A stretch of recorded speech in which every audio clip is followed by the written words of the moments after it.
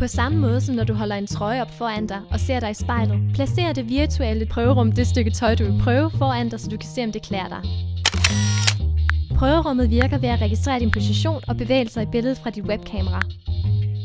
Du får den bedste oplevelse, hvis du sørger for, at du ikke har håret hængende ned foran ansigtet eller skuldrene. Sørg for, at du ikke står foran et vindue. Placer dig i et godt oplyst rum og sørg for, at der ikke er nogen bevægelse bag dig. Klik på det tøj, du vil prøve, og vælg herefter knappen Virtuel prøverum.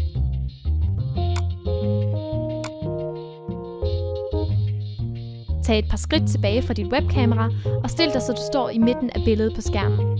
Tøjet, du har valgt at prøve, dukker op på skærmen og tilpasser automatisk din figur. Ræk din hånd op, så dit billede på skærmen berører næste knap, når du er klar. Ræk på samme måde hænderne ud og berør knapperne til højre og venstre for dig, for at finjustere tøjets størrelse og position. Rør igen med næste knappen, når du er klar. Prøv tøjet i de forskellige farver, som er tilgængelige. Og tag et billede, som du kan nærstudere eller dele med vennerne. Berør kameraknappen og vent 3 sekunder. Tryk på forstør-ikonet med musen for at se dit billede. Del billedet med dine venner og hør, hvad de synes.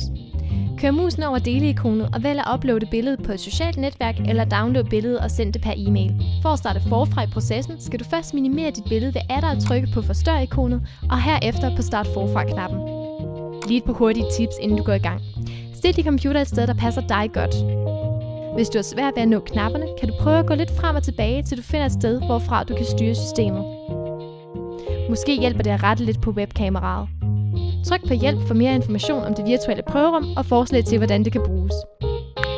God fornøjelse!